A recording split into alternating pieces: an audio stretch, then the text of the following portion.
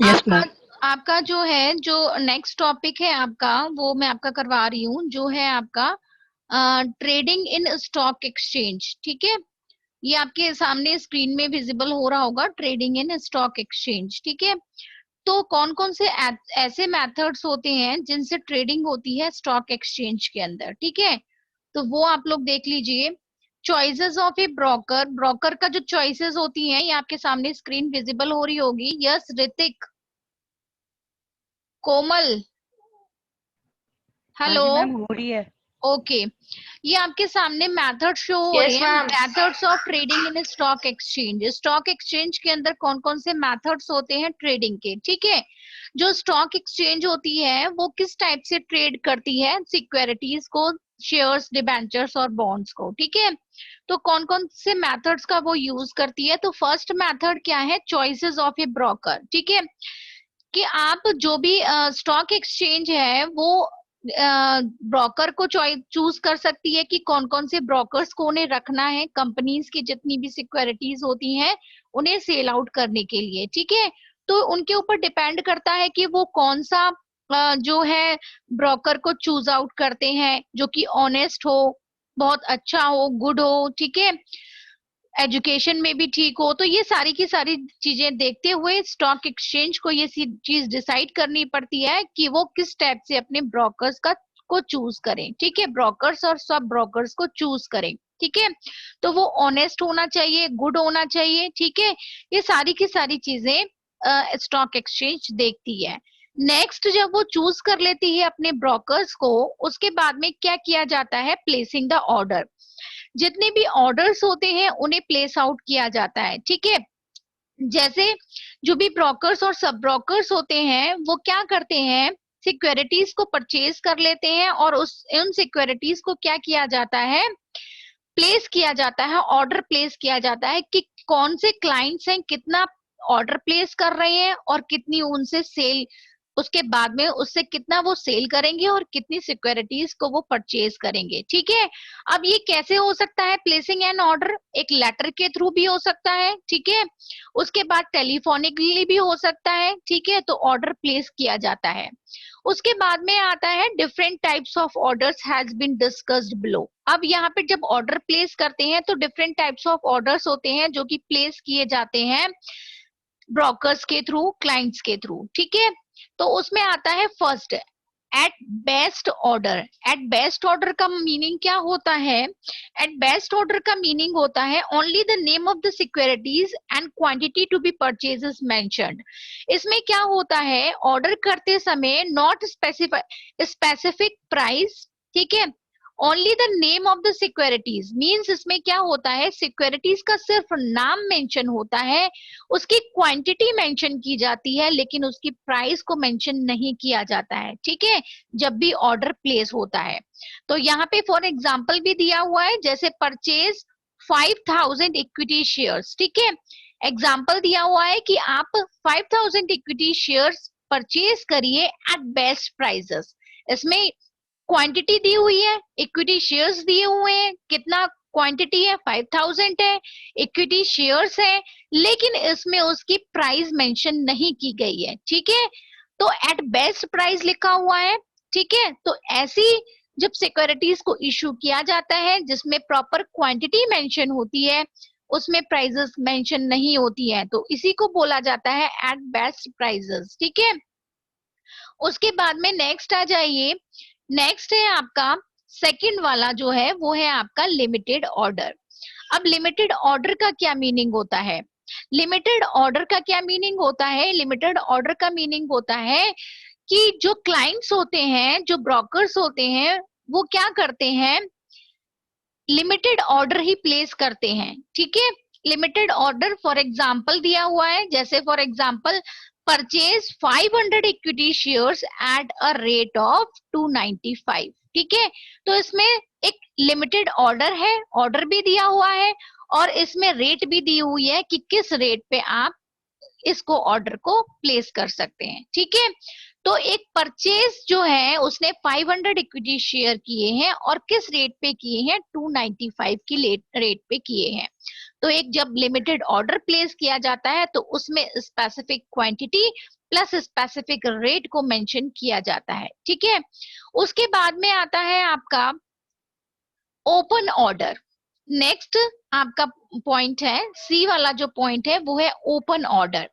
Open order का meaning क्या होता है? ये एक ऐसा ऑर्डर होता है, it is an order to buy, it is an order to the brokers to buy or sell securities without any time or price limit।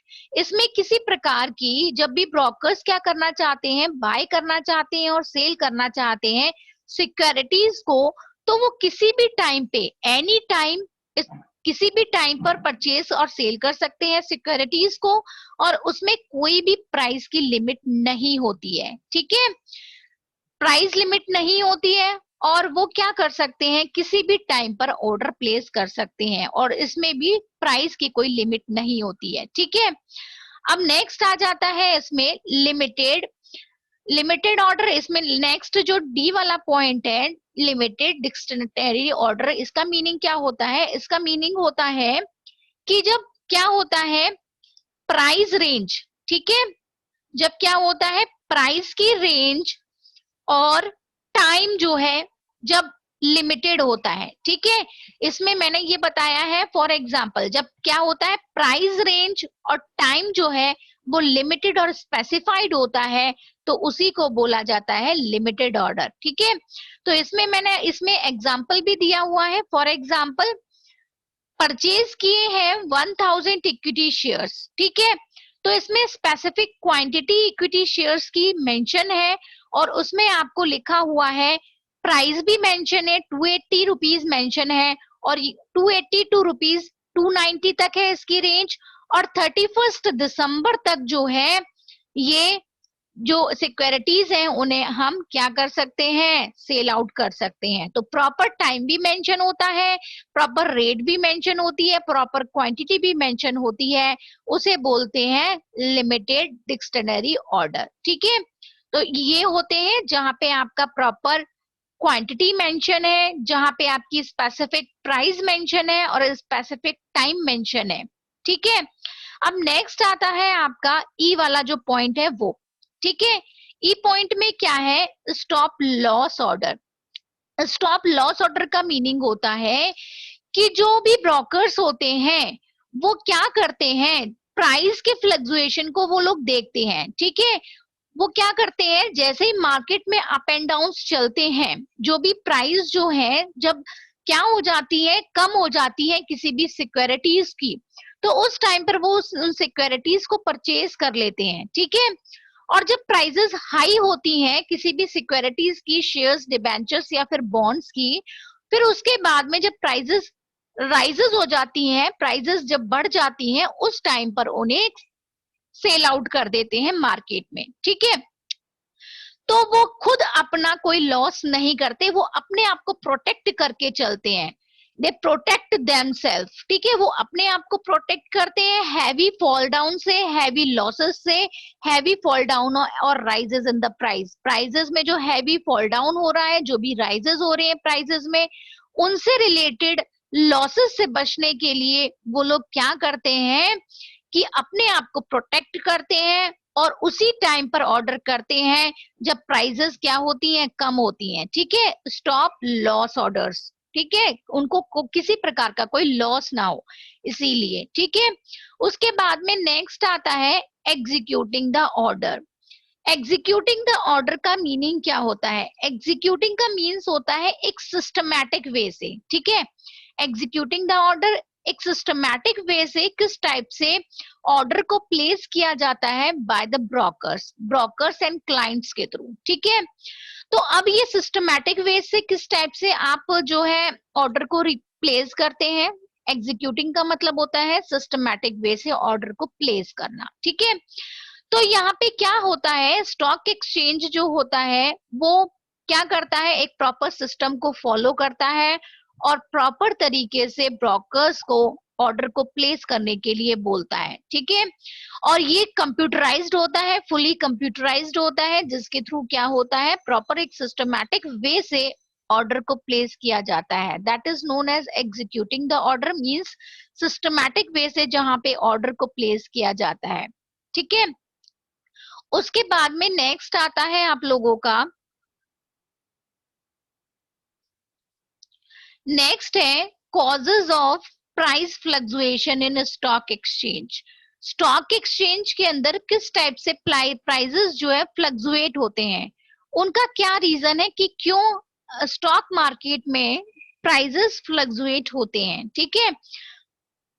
Hello hello,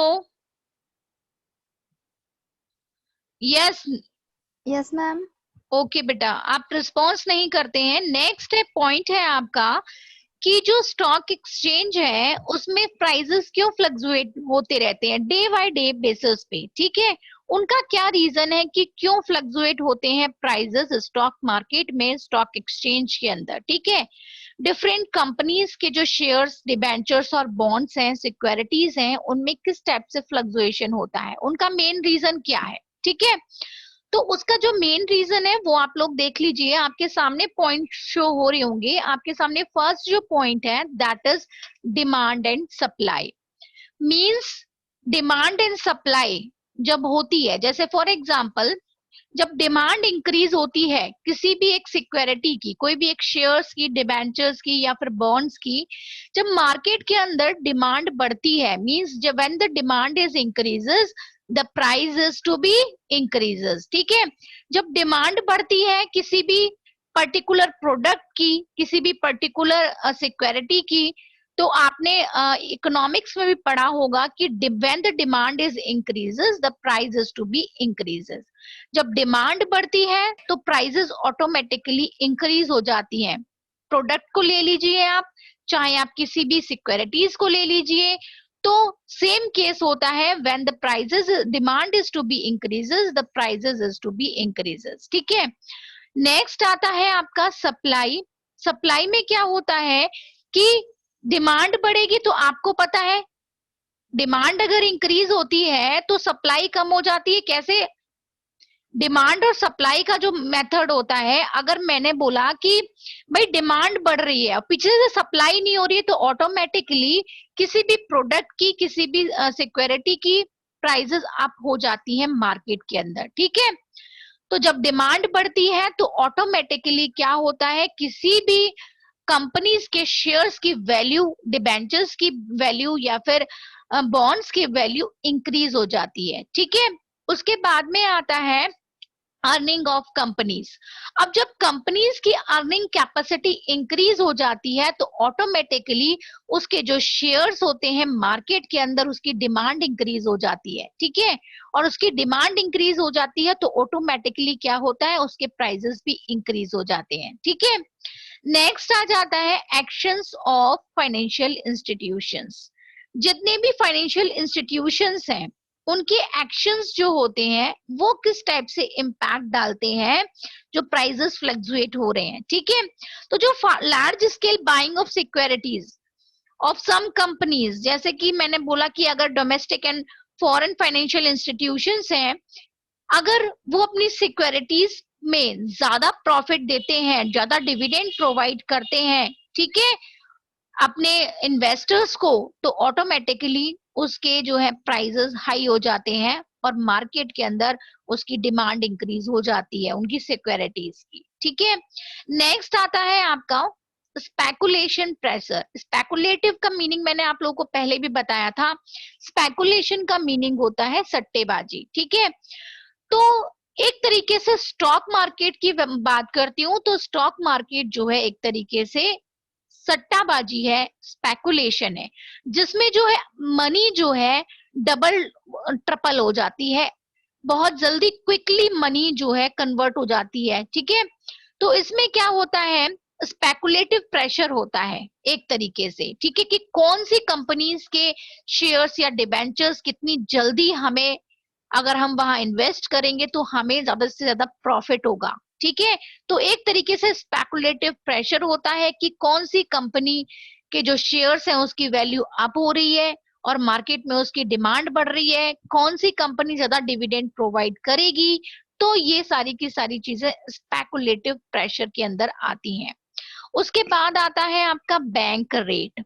अब बैंक रेट क्या होती है, जैसे ही बैंक की रेट्स जो है वो बढ़ जाती है या फिर कम हो जाती है, ठीक है, तो उसका भी क्या होता है, इनडायरेक्टली इफेक्ट पड़ता है स्टॉक मार्केट के अंदर, ठीक है। उसके बाद आता है एक्शन ऑफ अंडरराइटर्स। जितने भी अंडरराइटर्स वर्क कर रहे हैं, ठीक है, अंडरराइटर्स में क्या कौन कौन आता है, जो भी हमारे सिक्योरिटीज को सेल आउट कराने में हेल्पफुल होते हैं, ठीक है। जितने भी ब्रोकर्स होते हैं, सब ब्रोकर्स होते हैं, वो अंडरराइटर्स के अंदर ही आते हैं, ठीक है।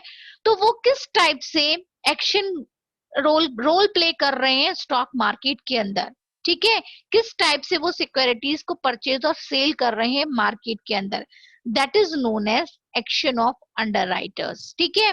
उसके बाद में आती है, नेक्स्ट आती है हमारी ट्रेड साइकिल। ट्रेड साइकिल मतलब होता है जो भी ट्रेडिंग हो रही है, ठीक है, ट्रेडिंग मतलब क्या होता है, बाय सेल हो रही है, ठीक है, जो भी सिक्योरिटीज हमारी, उसमें क्या होता है, जब बूम पीरियड आता है, बूम का मतलब होता है कि जब प्राइसेस हाई हो जाते हैं, ठीक है, मार्केट में बूम आ जाता है। और रिसेशन का मतलब क्या होता है, जब मार्केट डाउन हो जाती है। तो ट्रेड साइकिल से भी क्या होता है, हमारी स्टॉक मार्केट में अप एंड डाउन्स चलते हैं, ठीक है। मार्केट के अंदर अगर मंदी आती है, जब फॉर एग्जांपल अगर मैं आपकी अभी की बात करती हूँ, रिसेंटली जो आपके सामने केस है, जैसे कोविड-19 जो फैला हुआ है, उसकी वजह से जब लॉकडाउन हुआ था, उस टाइम पे क्या हुआ था, जितना भी स्टॉक मार्केट था वो बहुत ज्यादा क्या हो गया था, रिसेशन हो गया था उसका, ठीक है, फॉल डाउन हो गई थी मार्केट, क्योंकि मार्केट के अंदर क्या था, मार्केट जो है उसमें रिसेशन आ गया था, ठीक है, मार्केट डाउन हो गई थी।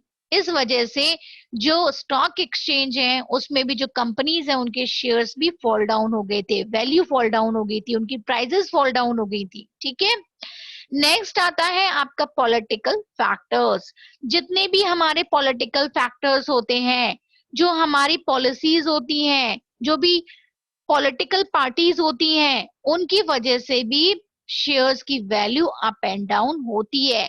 जैसे अगर मैं बोलती हूँ कि 5 इयर्स के बाद हमारी गवर्नमेंट चेंज हो जाएगी, ठीक है, तो गवर्नमेंट जब चेंज होती है या फिर गवर्नमेंट के कोई रूल्स एंड रेगुलेशंस होते हैं, पॉलिटिकल पार्टीज के कुछ रूल्स एंड रेगुलेशंस होते हैं, उनकी वजह से भी शेयर्स की वैल्यू अप एंड डाउन होती है। नेक्स्ट आता है आपका change in constitution of board of directors. जो भी कॉन्स्टिट्यूशन में जो चेंजेस आते हैं या फिर जो भी बोर्ड ऑफ डायरेक्टर्स के अंदर जो चेंजेस आते हैं किसी भी कंपनीज के, तो उसकी वजह से भी क्या होता है, स्टॉक मार्केट के अंदर चेंजेस आते हैं, प्राइसेस जो होती हैं वो फ्लक्चुएट होती हैं सिक्योरिटीज की, ठीक है। उसके बाद में आता है आपका नेक्स्ट आपकी आता है जो फ्लक्चुएशंस होते हैं, ठीक है, डिफरेंट टाइप्स ऑफ फ्लक्चुएशंस हो रहे हैं, ठीक है, प्राइसेस में जो फ्लक्चुएशंस हो रहे हैं वो भी इनडायरेक्टली हमारी स्टॉक मार्केट के अंदर की जो प्राइसेस है सिक्योरिटीज की, उन पे डायरेक्टली इम्पैक्ट डालते हैं, ठीक है। जो फ्लक्चुएशन होते हैं, उतार चढ़ाव जो होते हैं, प्राइसेस में अप एंड डाउन होते हैं, ठीक है। उसके बाद लास्ट जो पॉइंट है आपका वो है मिसलेनियस फैक्टर्स। मिसलेनियस फैक्टर्स का मीनिंग क्या होता है, मिसलेनियस फैक्टर का मीनिंग होता है जैसे सडन जो चेंजेस होते हैं, जैसे मैंने अगर बोला कि सडनली अगर बहुत ज्यादा फ्लड आ गया, अर्थक्वेक आ गया, ठीक है, आपकी जो मिनिस्टर है, प्राइम मिनिस्टर है, उसकी जो हेल्थ है वो बहुत ज्यादा डाउन हो गई है, तो इन सारी चीजों की वजह से भी क्या होता है, जो स्टॉक मार्केट है उसमें जो प्राइसेस फॉल डाउन होते हैं, उसकी जो स्टॉक मार्केट है वो उसमें रिसेशन आ जाता है, ठीक है। तो ये होते हैं हमारे miscellaneous factors. Miscellaneous factors means होता है जो भी सडन चेंजेस होते हैं, जैसे बहुत ज्यादा रेनफॉल होने की वजह से क्या हो गया, फ्लड आ गया, बाढ़ आ गई, ठीक है, अर्थक्वेक आ गया, सुनामी आ गई, ठीक है, या फिर आपका जो प्राइम मिनिस्टर है उसकी हेल्थ बहुत ज्यादा खराब हो चुकी है, ठीक है। तो इन सारी चीजों की वजह से क्या होता है, हमारी स्टॉक मार्केट जो है उसमें जो सिक्योरिटी सेल आउट होती हैं उनके प्राइसेस में फ्लक्चुएशन आता है, अप एंड डाउन आते रहते हैं। ओके बेटा। Yes, any doubt, any problem? Komal, no ma'am. Himani, no ma'am. Himani, yes. Yes, ma'am. तो अभी मैं आप लोगों को कंटिन्यू करूं या फिर it's sufficient for today? Just tell me. Yes, बहुत है। Okay, then I will continue the next topic on tomorrow. Okay बेटा? ओके। Yes, ma'am.